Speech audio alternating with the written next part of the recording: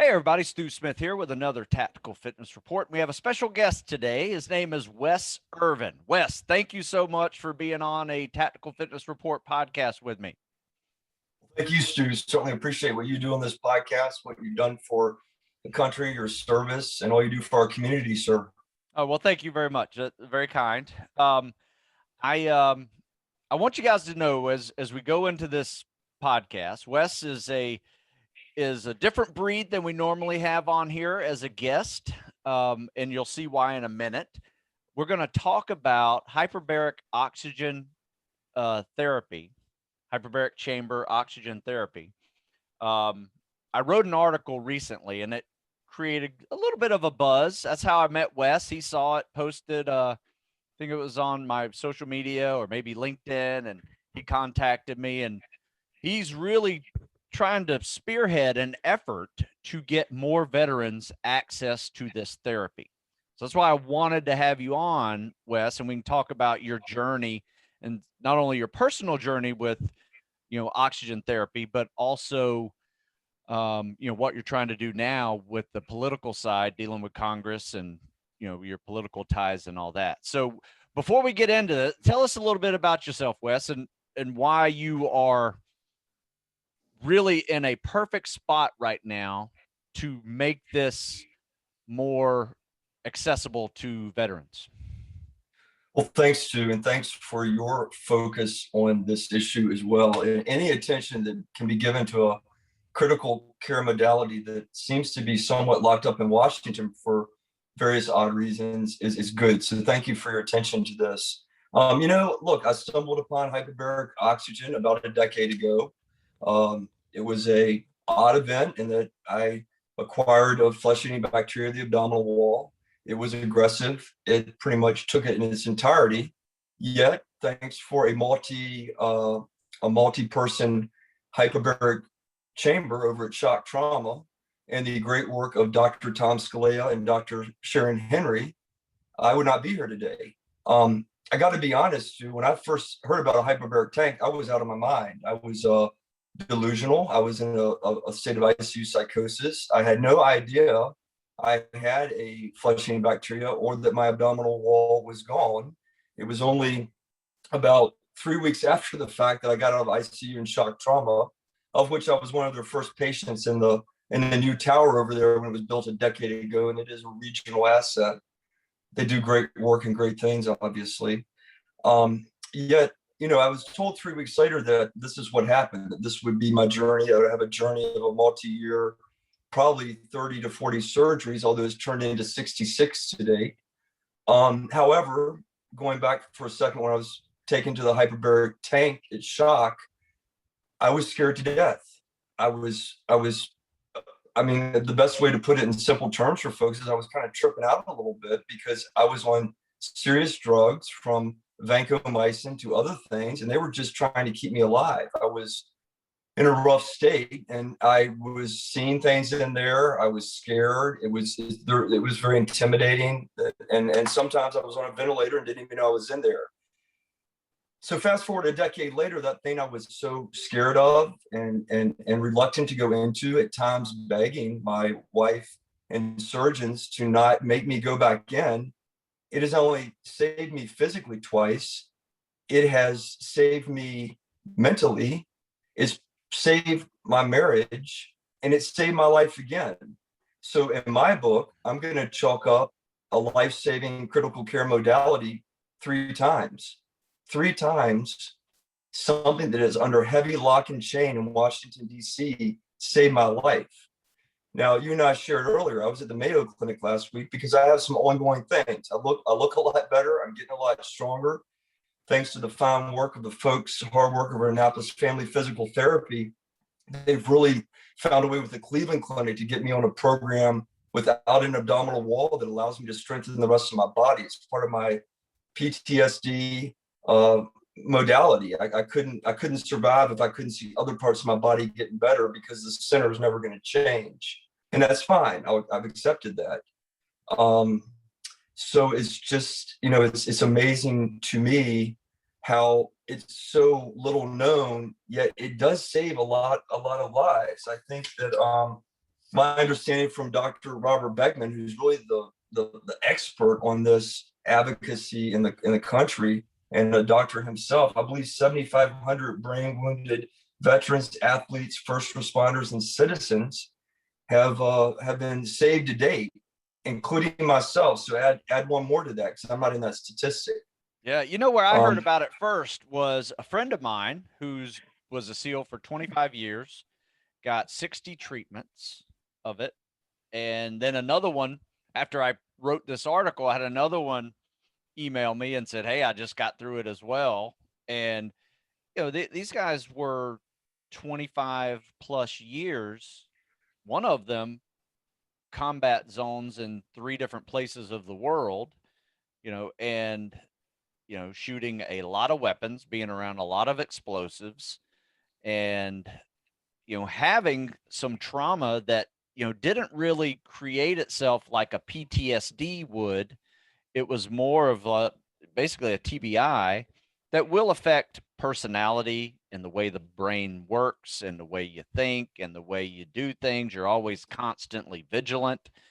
After that many years in combat zones, and they have said it has completely changed the way they think, the way they react, just the way they can sleep now. I mean, it was just a complete reversal of brain trauma. And then they do these SPECT scans, before and after of the brain, and you can see a huge difference where oxygen is now working where it wasn't, before. I saw, doing more research into this, I saw the same thing with football players, and some of the football players who have it right here, horribly, brain trauma, from hitting their head all the time, especially linemen, and that they're the ones that, you hear a lot of professional athletes that go just, commit suicide and just, just lose, a lot of function as they age. And it's all from that, brain trauma. So it's not necessarily for a PTSD, but for what they would consider mild brain trauma, or mild TBI. It has been very effective for them. And now I'm speaking anecdotally because I'm just getting words from them. But when you start to see SPECT scans and you see the difference before and after, and I'm not a doctor, I don't know what that means. I don't know if this means someone's healed and this means someone's sick. I don't know. I just see a difference. And I'm trying to show people, and I'm not really an advocate for anything. I don't get paid to do any of this. I read a book on oxygen therapy by Dr. Harsh. I'd highly recommend it if you're looking into learning a little bit more about this. Read this book because it will give you a history of it, and you'll start learning, like, man, they've been using this stuff for generations. I mean, hundreds of years they've been using this as a treatment, and the Navy pretty much owns it. With every dive chamber in the Navy, they've created the tables, to be able to dive under pressure with oxygen, safely. And now they're seeing the effects, the positive effects of that. We call them dives in the Navy. I've been on chamber rides, many times. I had no idea how therapeutic they were, when I was doing them. But yeah, I mean, so, with that, what are you trying to do, right now, Yes, sir. with your mission? What is your mission? Yes, sir. Let me back up a quick second. The NFL players, we have several on the board of Treat Now, Dr. Beckman's organization, and they're definitely using it. We're seeing Dr. Denham out in Fargo, North Dakota, and Chicago, and Dr. Helen Loftus down in Florida.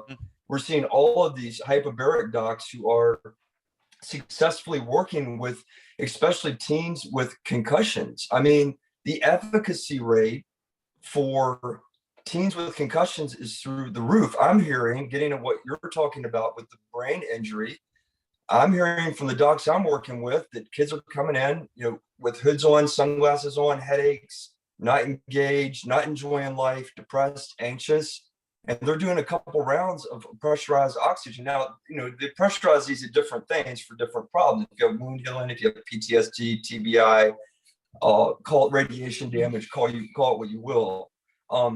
I will say though, Stu, before I get to what we're currently doing and kind of the obstacles and hurdles ahead, which is sad to even think there'd be a hurdle for oxygen when there certainly wasn't for opioids and Purdue and McKinsey. Yeah, we'll cross that bridge in a second. It leaves you scratching your head, I bet, right? So this is so weird. So believe it or not, I'm very open because I'm not. It's part of my mental health. I'm just very honest with folks. So I have to wear some pretty strong support garments due to no cord.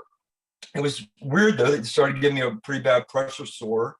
It wasn't that I couldn't heal because I'm healing well, thankfully. Yet the pressure sore was getting worse. So I hopped back into hyperbaric oxygen. And all of a sudden, my wife and I were talking one night, and she felt and I felt that my sympathetic nervous system was just a little bit more balanced. It wasn't kind of sputtering as much. And I started thinking about it. I'm like, well, maybe I'm getting some efficacy here for my PTSD. So I looked it up, found a couple bills languishing in Congress, actually. Senators Hoeven and Kramer. Mm-hmm. And now more recently, Senator Tuberville from Alabama, I believe, introduced a new bill, and Representative Biggs in the House, along with now Dr. Murphy in the House, who really was instrumental in getting this thing done in North Carolina. What I found though was improvement with my PTSD. I was just enjoying life a little bit better. I wasn't having episodes, let's call them. I wasn't as depressed. It was helping with some other things. So it was a two birds with one stone. Because the pressure wound was healing. Then I was getting this efficacy. So look, I was led to it. Many years later, for entirely, I guess the reason I started, a much more severe wound healing on the front end than the back end. And I asked my docs and the folks I'm working with, well, why did I get PTSD? Why didn't so it's important to know that I've had about 150 treatments to date, if you add up the past decade. Okay. Maybe closer to 200, but I'm gonna call it 150. And I was like, well, why wasn't I getting the efficacy from it simultaneously with the wound healing? And that wasn't what we were focusing on. And I was still in trauma. You can't start healing trauma until you start coming out of trauma. It's like being in the woods and you're battling with yourself, right? You're at war with yourself. And then you start to get at war with others around you. So it's a complicated illness. It's not a disease. It's an illness that we're still trying to figure out, right? And hyperbaric medicine is a critical care tool that's being held back in Washington, D.C., no doubt. And that's disturbing to me because folks can look at me and tell. Again, it's like Mayo said when I went out to see them a couple of weeks ago, as I'm getting ready to go to a 2-week inpatient clinic there. They're like, this is you after looking at your history, your surgeries, being on a ventilator 4 times, three pulmonary embolisms, no gallbladder, no spleen. You don't get sick. This is you. This is not me. This is hyperbaric medicine, Stu. And let me be very clear. Any government in this world that should not be standing in the way of oxygen is the greatest democracy in this world. And I'm to the point where I think perhaps we should call on Washington to have an emergency hearing about an epidemic that's taking place in this country with veteran suicide. And I want to be clear, I will never sue, you being one, many of our midshipmen, my father was in the Korean War as a veteran in the Navy. I would never compare myself to a veteran, but yet I can't. Although I do have some of the symptoms that go along with the trauma I've seen and what's been kind of happened to me over the years. And I just think it's somewhat criminal that we stand in the way of one modality over here that we know has decades of efficacy, and another modality over here that has the skids grease for it, and a opioid from Purdue that McKinsey wrote a report saying they were safe, or a new drug from Biogen at 56 grand a year that is supposed to help with Alzheimer's. And I'm not for new drugs, don't get me wrong. Yet I want a level playing field. Democracies are level playing fields. And I would submit to folks in Washington with this. There's a Hippocratic oath in medicine the doctors follow. If you want to pass healthcare policy in this country, perhaps our congressmen need to take a Hippocratic oath too, because they're not doctors. They don't get this. Now, there's Dr. some Murphy fine is folks. though. Dr. Murphy is. Yeah, You're he's a right. congressman and doctor who's really that's probably the next person you're talking to, I would imagine. Well, I've been talking to his office. They're outstanding. And his bill in the House is, I believe, HR 1014, which is the PTS and TBI Hyperbaric Oxygen Act. So Dr. Murphy knows this very well. He did it to your colleague the other week. And again, I think there's a misunderstanding, and I think it's chained to some bureaucratic desk. Yet I know the what, Stu. I know the what and I'm supposed to do after 10 years of what I've gone through. And I just so happen to be, I think, well positioned, given I didn't burn bridges in Washington. I worked for some good folks over the years.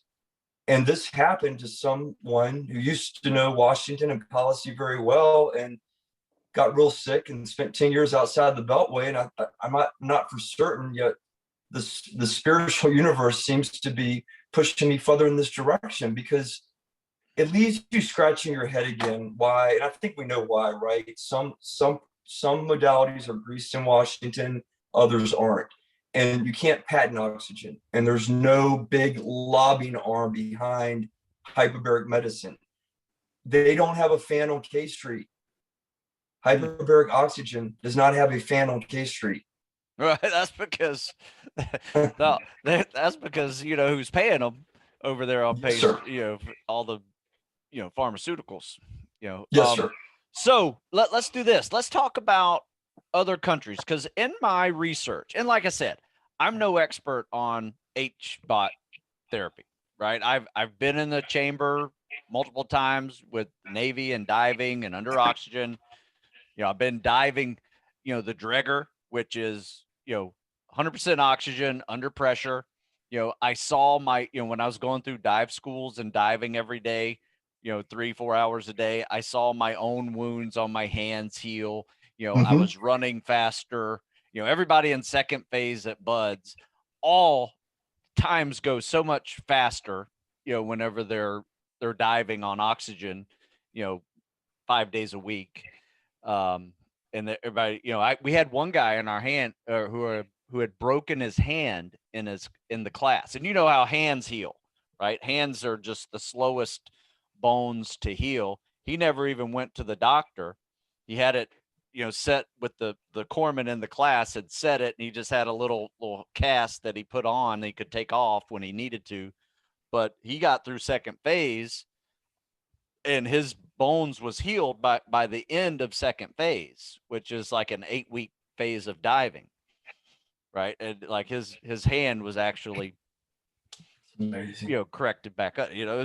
So anyway, I have all this anecdotal data, I guess, if you want to call it that, of just seeing people do better, get better after experiencing oxygen under pressure, which is basically what hyperbaric oxygen treatment is. It's putting you in a chamber or a room that can be pressurized to a variety of pressures depending on the injury. I think if you're doing wound care like you had, that's massive. I think it's you want the partial pressure of oxygen to be a little higher. If it's more of a TBI, you don't necessarily need it as high. I think it's like somewhere at an atmosphere or maybe an atmosphere and a half, somewhere in that zone. I don't know. I don't really care how deep it is. I just know. Right. I just know it works. So let's do this real quick. Let's talk about some of the other countries that are using it not only to help with TBI issues, but are you also using it preventatively, post explosions, post 50 cal shooting days. I would, in my research, once again, and my vast knowledge of HBOT comes to basically this book and a whole lot of internet studies, actual PubMed studies on HBOT that I read, and some were positive, some were negative. It is somewhat controversial depending on how the study was created and how it was administered. But some of the best information I found was over in Israel.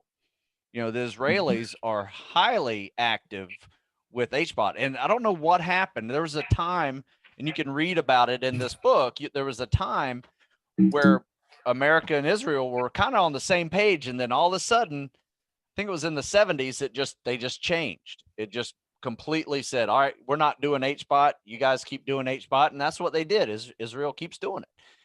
And they have done it, proactively, right, to avoid the issues that can occur after prolonged periods of time of constant trauma. They're hitting it before it becomes a TBI. Right. So anyway, tell me what you've learned about what the Israelis are doing. Well, you nailed it there, man. Let me thank you, because you shared that book with me. I did not know about it. You'd think someone that did this treatment about 50 plus times would have found this book. So I appreciate that, Stu. Thank you for introducing me to it. Look, in Israel, it's my understanding that if you serve in the Israeli military, once you get out, you get free HBOT treatment the rest of your life. It's also my understanding, and I'm not as certain about this one, that if you're a U.S. military, you could go over to Israel and they'll give you free treatments if you show them that you were in the military. That's what someone has told me. Again, who knows for sure. Yet we know this. The Cocoon, the movie, is alive and well in Florida, in the villages of Florida. Seniors are having more fun than they've ever had. They're exercising. Their dementia's lessening. They're seeing some comorbidity issues disappear, of which one I need to share that I often forget about. Yet this is what Israel did. A group of docs and investors came over to the villages and built the Taj Mahal of hyperbaric medicine. And those seniors pay $65,000 a year. They get the SPECT scans that you're talking about. I wish I would have gotten them in hindsight to see the difference. However, they pay about 65 grand a year. They're getting MRIs, CTs, blood work. They're turning the corner in their 70s and 80s in the real sense of the words, right? It's changing their lives. No different than it's changed my life. I told someone the other day, I turned 50 in October this year. I've had 66 surgeries. I've been on a ventilator 4 times. And in the past 10 years, I've been in a hospital bed for 3.5 years. Oh, I feel at times like I'm a 30-year-old again. We know hyperbaric medicine lengthens the telomeres. We know we age, get sick, and die because our telomeres shrink. Yep. Right. So, I mean, they're right on, and it's cutting edge. And I think Dr. Harsh's book that you got me onto, The Oxygen Revolution, is right where we are, Stu, because we need a revolution for this modality. I am now a firm believer. A year ago, I kind of put on my policy hat again. And as I felt well in and out of surgery still, I really dove deep into this issue. I think it's done like, well, I just did an op-ed. We'll see if it runs or not for the New York Times. So I don't want to share too much of it for, I don't want to mess up my chances, right? Sure. Yeah. I think we need to really have a national campaign to get veterans air.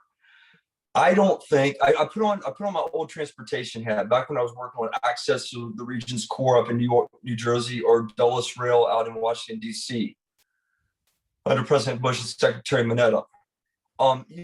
With any controversial thing, especially a transportation project, when it starts getting pushed in all different directions, guess what happens to it? It just freezes. Disappears. Yeah. It disappears, or it goes nowhere, or a decade later, it costs a lot more to build it just for having it froze, right? Yeah, sure. Due to all these different, whether it be not in my backyard or, you get it, man. You know all about it, as the folks listening, I'm sure. And I think you have everyone pushing a really misunderstood modality that, yes, has a giant sucking sound, on the pharmaceutical industry, probably to the tune of trillions. Because if you took all 20 indications and all of a sudden Medicare, Medicaid, and the private insurance companies and VA started covering Lyme's disease, Crohn's disease, stop doing ostomies on everybody and put them in a hyperbaric tank. I'm trying to, I'm just, and this is what we need to educate people about. And I think you got some great folks like Dr. Robert Beckman. God bless him. He's been fighting this battle along with the Undersea Hyperbaric Medical Society and Dr. Daphne Denham, who's running the VA study out in Fargo for the federal government. And she's seeing almost 100%, I think 100% efficacy. So we need to push this uphill together as a country. No different than we did with polio. People need to get with their congressmen, their local congressmen across the country and say enough's enough. If you grease the skids for opioids, then free this modality, unchain it from the VA, from CMS, and from the Capitol, because we can't, it's going to take, it's kind of interesting. People say to me, there's so much money in politics still. Well, actually, it's not in the politicians' pockets, probably like it was decades ago. It's in advocacy campaigns, Stu. The only way you move stuff in Washington anymore is in an advocacy campaign. It's why these firms thrive like they do in DC. And I'm not saying anything bad about them. They do a lot of good work, and I was a part of one. Yet that's what we need to do. We need a national campaign to get veterans air. Because at this point, with 22 taking their lives a day, and me, who has lived with these severe effects of compounded trauma, who was living with ideations myself as to why am I here? Why would they have done all this to save my life and repetitively put me under the knife just to have me trying to breathe every day from the unimaginable and unexplainable pressure of PTSD, along with all of my other kind of health issues, which are silent as well now, thankfully. Come on, America can do better than this. We need a level playing field. When it comes to those, I'm so thankful we're doing this on the 4th, because there's folks out there, if this runs then, before then, or after, whichever it may be, we're only celebrating this national holiday, this birthday of our country, the celebration of democracy, going to picnics, watching fireworks because of what veterans did for us, because of what you've done for us. And politicians in Washington on both sides of the aisle who have the backbone to send our men and women into war should certainly have the backbone to give them a modality to have an ongoing quality of life. And I'm to the point, and I don't want to come across too strong, yet I know why this happened to me. I asked a lot on the front end, yet I know 100% why. I know 100% what. I am not giving up. I'm dialing all my previous connections, and I'm going to keep working this issue. Those who are afraid don't need to get involved. Those who don't understand need to get educated. And if everyone donated $100, we could pay a PR firm and GR firm to give this modality the chance it deserves, and to give veterans a life, by golly, that they deserve more than anybody. Yeah. Hey, great point there. Let me share something with you, because this is what caused you to contact me, right? It was an article I wrote, and I tried to write it for military.com. And because it was kind of controversial, a website that I've been writing for 20 years said they can't publish it because it's right. They're kind of recommending a medical treatment, right? And I get it. It's fine. I said, no problem. I'll put it on my own website. And that's what I did. So let me just show you. There's a couple of things that all kind of pulled together in my research on this. And it started off with a Navy SEAL who was killed, and the nonprofit program that his mother created. So let me share some of these contacts and with people. Can you see this? Yes, sir. All right. So this article, and you can just Google it. It's hyperbaric oxygen therapy, HBOT for veterans with mild TBI. I'll try to make it a little bigger for you. So I know HBOT, Stu, does. I will be honest. It does do a little job on your up close vision with reading the pressure. Yeah, I could say that's age too. I'm Gary saying I'm 50. Yeah. That's fair. Yeah. All right. So anyway, I wrote it on my own website, and I shared it over social media, got a lot of responses from it. But basically, if you're exposed to explosions like this, constant gunfire, little things like that, you have this mild TBI that can or may not be a problem. It just kind of depends on how those blast waves hit you. So this nonprofit here is run by a Gold Star mother named Debbie Lee, in a tribute to her son Mark Lee, who was killed, one of the first SEALs killed in Iraq.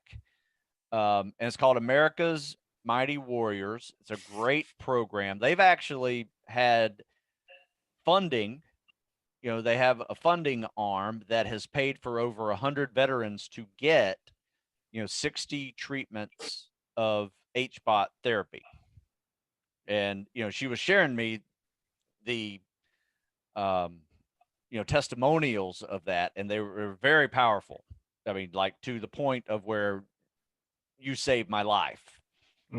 Powerful. I mean, and that's, you're thinking a suicide one day and then 60 treatments later, and you're no longer in that mindset anymore is pretty powerful.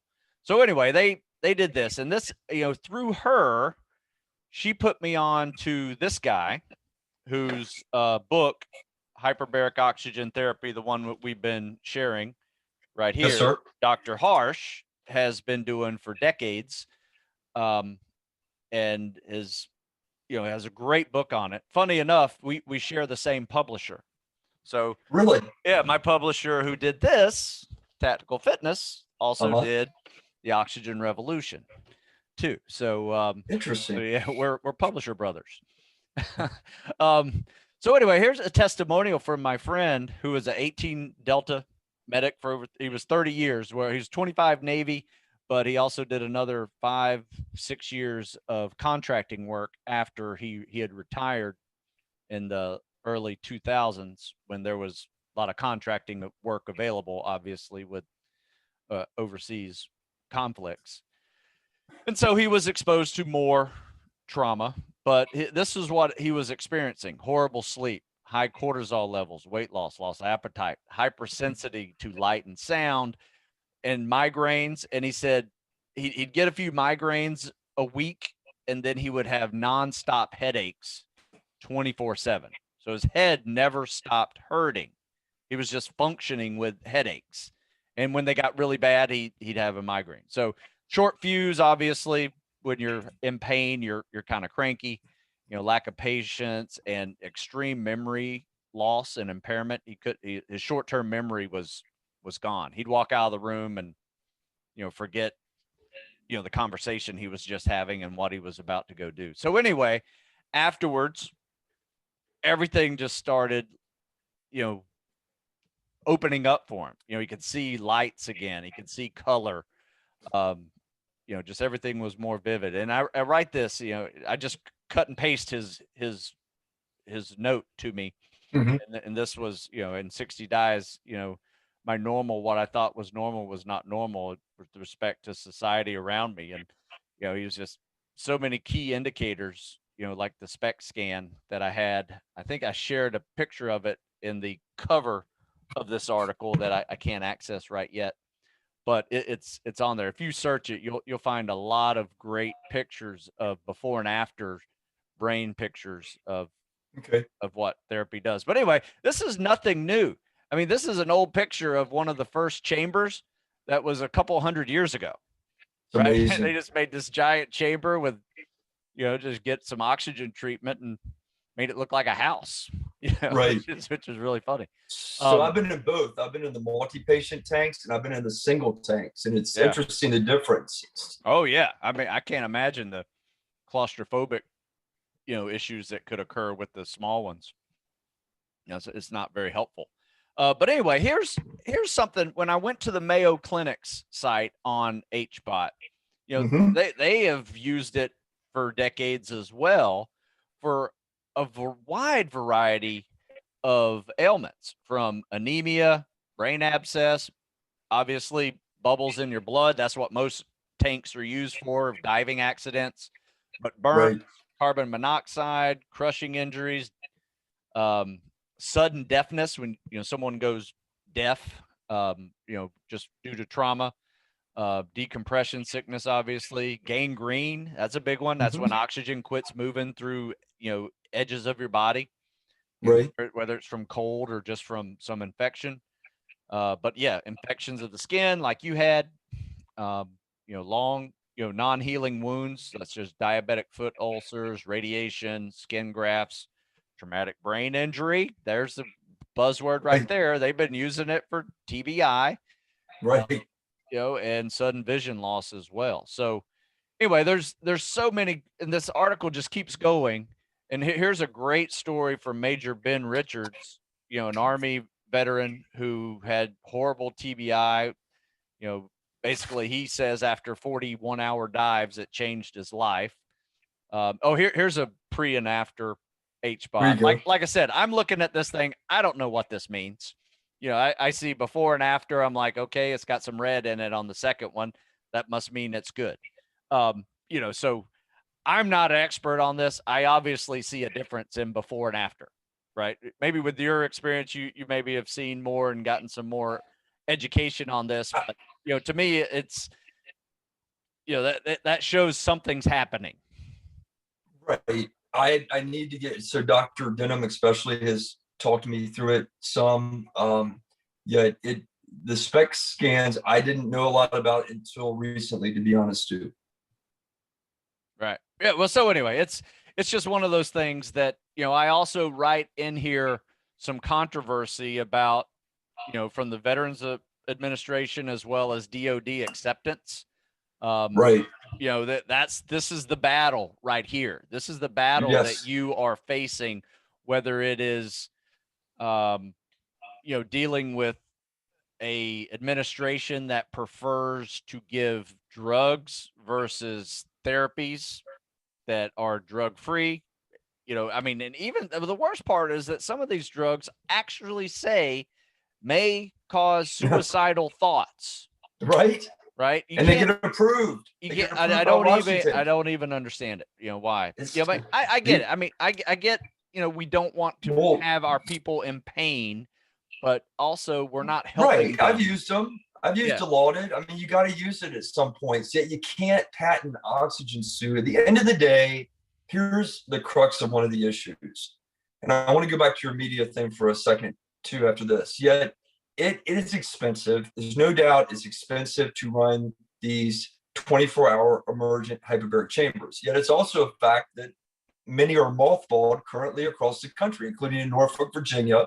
We talked to members of Congress and the administration about unmothballing them for COVID, because there's also huge efficacy for COVID long haulers as well. And that's another story for another day. We're focusing on the veterans. Yet again, it's really that if you can't make money off of it, hospitals are not interested in it. If you can't make money off of it, lawmakers in Washington, it's not bright and shiny and kind of profitable. It just doesn't have all of that focus, and it's not, again, a modality that is life-saving yet not cash producing, probably. Although I don't understand. I think we could drive down the cost of healthcare. Imagine eventually if we got it for veterans first, for PTSD and TBI, no questions asked. If you have the symptoms, your doctor says it's okay, then you go get it and the government will pay for it. Then we move to first responders, right? You work a lot, do great work with first responders. Yeah. They need it too. Absolutely. They need accesses too. So we get to them next. Then in between, we should really deal with long haul COVID patients. Eventually we get these things on ambulances, those two. That's what I'm getting at. You get a hyperbaric tank on the ambulance, whether it's the scene of an accident, whether it's stroke, circulatory. A lot of our circulatory illnesses in this country, hyperbaric oxygen can help as well. You've read this same stuff. I mean, so let's, the immediate goal is saving veterans' lives in my book. And then from there, I think we further educate and get this more accessible, available, and affordable to all Americans. Yeah. And, well, regardless, we need more studies on this. And look, I read over a dozen studies already, right? There's studies out there that say it works. There's studies out there that say it doesn't work. And depending on, what type of percentage of oxygen you have, it works this way, it works that way. And I get it. I get there's some controversy or just lack of stability out there on the topic.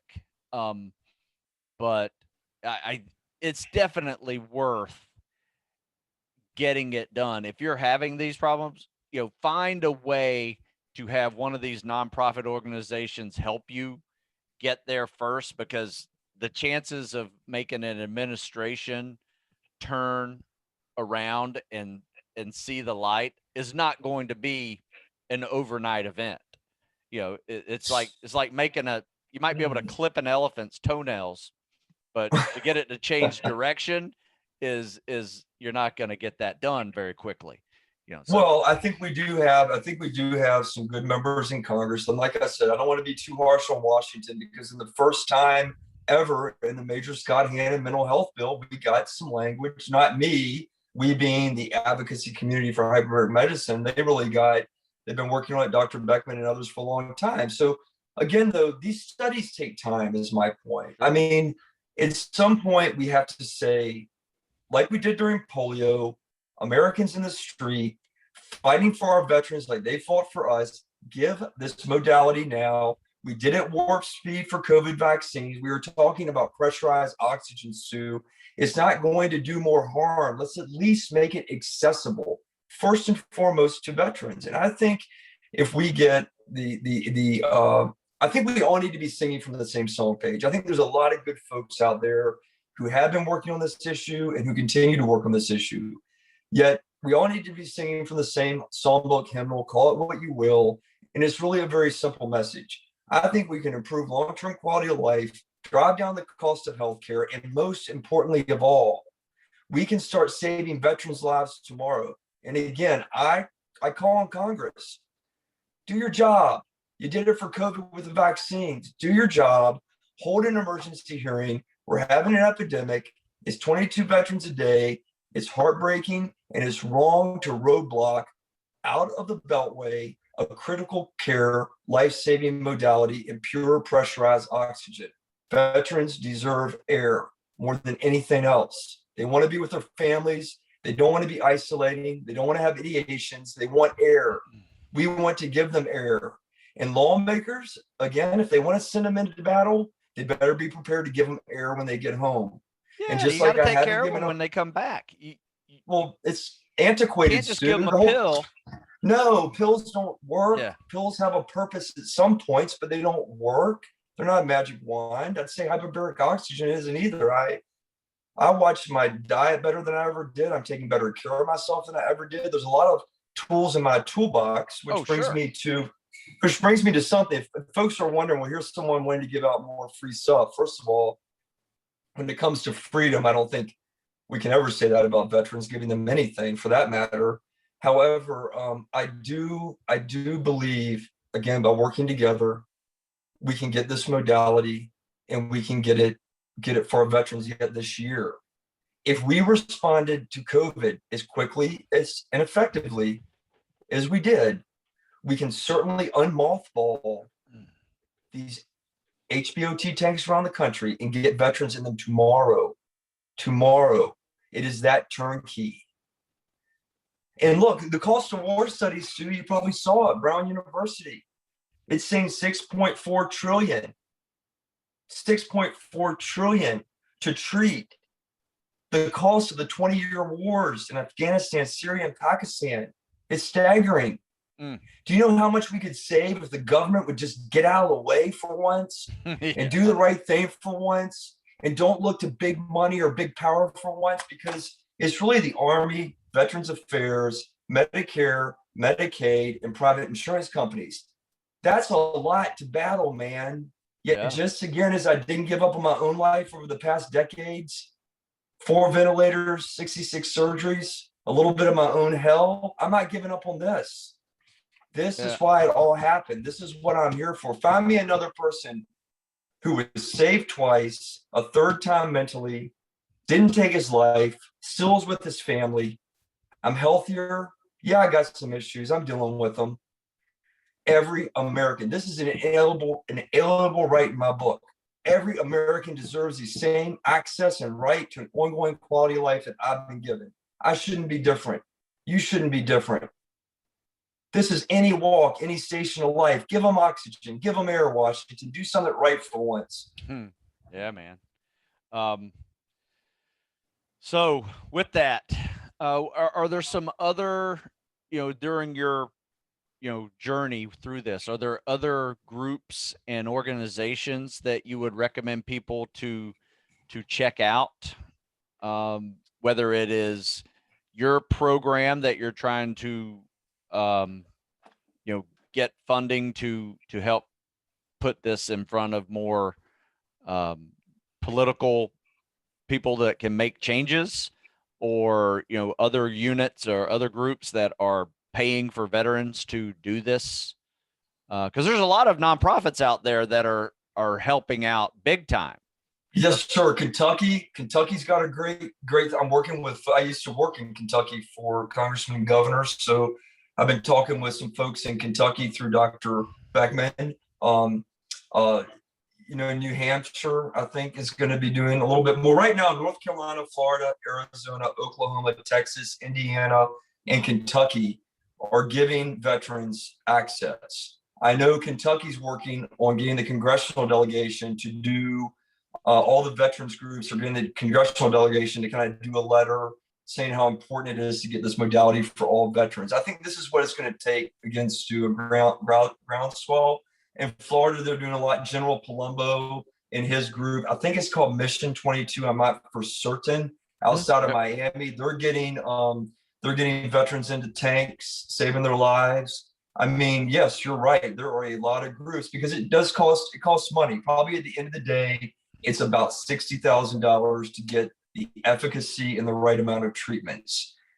Again, though, when you look at the ravaging effects of this PTSD on families, on communities, on lives, heck, I think it should ultimately, in ambulances, let's get into prisons eventually. A lot of folks are in prison due to issues that hyperbaric tanks can help as well. So you can see, like, if we could just get, again, it's wrapped in 5 chains of bureaucracy. I named them for you. Unlocking 5 chains of bureaucracy in Washington, D.C. after 20 years, not even I know how to do it. It's a very secret combination. Yeah. Yet I believe, again, if we can all get together like we did with polio and almost get in the streets and say, stop, give our veterans a chance for an ongoing quality of life. This is going to have to come from the people up to change the power and the purse around this issue, because there are powerful interests. One of my former boss said it to me the minute I started volunteering some time on this. He said, my boss of 5 years, said, you're going up a complicated, complex tree with deep roots that don't want to let go. They don't like the modality. They don't believe in the modality. And it has a giant sucking sound to the tune of trillions on big pharma. Because if you can start curing Lyme's disease, some mental health issues and other things with this, Stu, that what that does is some of these big brand name pills on the market, it's going to suck some of their profits out. Heartbreaking. Yeah. I wish the pills that they sell would be a cure. You know what I mean? Yeah. I mean, there's no cure in pharmaceuticals. It is for PTSD, treatment. No. It is treatment of pain and suffering through altering pain and suffering. Well, and I apologize when I meant pain for this. I meant to say earlier, I kind of diverged my thought there, but the opioid settlements again are going to be huge. McKinsey and Purdue just got slammed. I heard. Let's, unlike the tobacco settlement, let's take that settlement that's going to the states. Let's educate about other modalities in the tool management, pain management toolbox, and their hyperbaric medicine, craniosacral therapy with somatic experiencing. There's so many, body work of all types, inpatient talk therapy. Let's fully fund the pain management toolbox in America. Let's fully fund it with the opioid settlements. Let's educate folks that there's other treatments out there. yet they're inaccessible. I got some body work the other day that I needed critically. It was $120. People can't pay for that. We need to open up the pain management toolbox, make it accessible, affordable, and available, and pay for it with the opioid settlement. HBOT for veterans needs to be in that. If folks are concerned about how we're going to pay to treat all the veterans with PTSD, I would submit to them, would you rather pay on the front end with HBOT treatments, or would you rather pay 6.4 trillion on the back end by doing nothing? Yeah. Washington make the decision. Yeah, that's a no-brainer. Although we're paying the tax bill, I think they should focus up on this, Stu. Yeah, no kidding. Right? Yeah, I agree with you, man. I wanted to have you on here because I heard about your fight, what you're trying to do, and your mission. Any way we can help you with that, that's what we're trying to do here. But remember also, folks, neither one of us are doctors. Right. Wes has spent a lot more time in a chamber than I have. I have done some chamber rides, but not for, oxygen therapy. So I understand the process of how they work and, what is happening. And then I basically did a book report on this and some internet study. And so that is my limit of understanding of the process, and talking to people who have gone through the process and seeing the difference. People I've known for 20 years that changed after 10 years, right? Because of constant conflict and, TBI issues. They were different. And now they're back to the person I knew 20 years ago. That's huge, right? And if I notice it, imagine what their family notices. It keeps families together. It keeps people from falling apart, and having no hope whatsoever, and, doing something that will end their suffering. So, well, and Stu, I want to be clear with you and folks. No one's paying me to advocate for this. I'm not taking a salary. I'm still dealing with my own health issues. Again, I'm proactively trying to avoid an ostomy every day of my life. So I have no dog in this fight per se, except I want folks to finally do what is right. I would also encourage folks to go to treatnow.org, because Dr. Beckman has a great site. It's got testimonials from NFL players, from the real Forrest Gump, Sammy Davis, from Dayton, Ohio, the guy that carried out in the Forrest Gump movie all those service members that were left in the jungle. He used hyperbaric oxygen. His wife used it. It's changed his life. He was on the medications you're talking about, and it was driving him crazy. He couldn't function anymore. These are real stories. And by the way, I don't have any more time for studies. Washington's been studying this modality for decades. Fair enough. And again, they don't for other things. They simply don't. So get to work.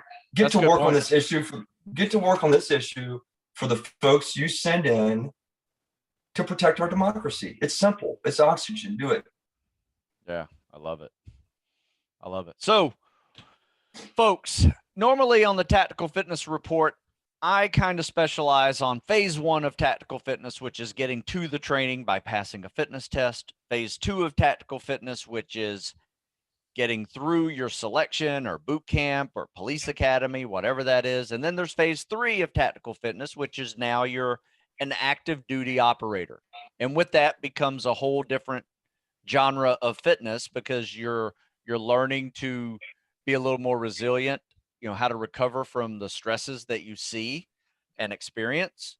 But then there's a phase 4, and that phase 4 of tactical fitness is the post active duty retiree, veteran, first responder who is now a civilian dealing with all these issues that had occurred while they were serving. And if there is something out there that can make their lives better, I am reporting on it.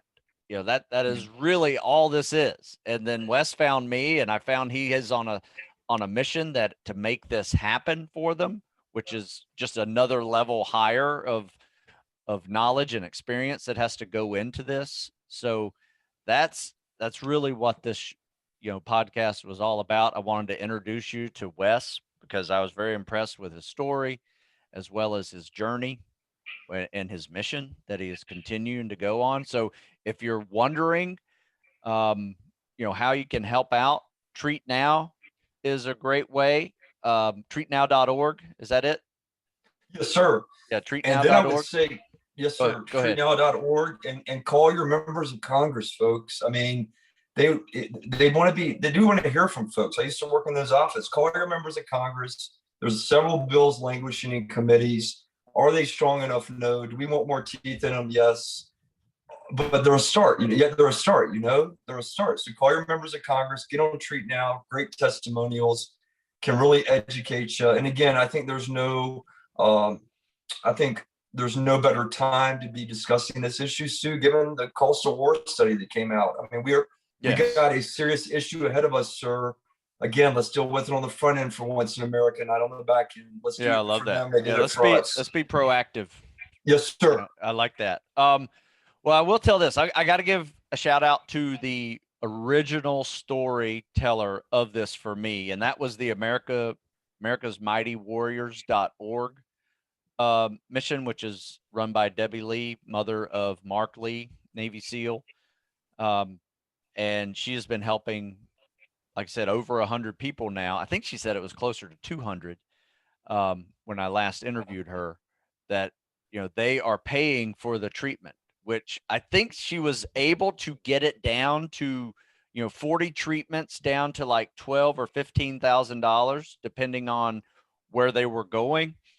And, but they're covering that for, over 100, veterans. So you can do the math on what kind of money is needed to help people, do that. So that's one way to do it. But then other, like Wes says, is, let's go up the political chain of command as well and make this happen too.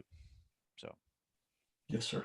So Wes, thank you. You got the last word. You got any final things for us to do? Any homework for us to look into to get smarter on this? I think just in the, look, we're gonna get a little bit more aggressive in the coming weeks and months. Congress is gonna have to get a little more focused and get to work on this. And I would just say the body keeps score, Stu. I get it. I don't compare myself to them, yet I get it. Yeah. The body keeps score, whether it's anywhere, it remembers, And Rose Kennedy once said, while our scars heal, and believe me, I'm scarred, man. I'm scarred up. There's probably about 80% of me scarred up every which direction due to flaps and veins and all the such.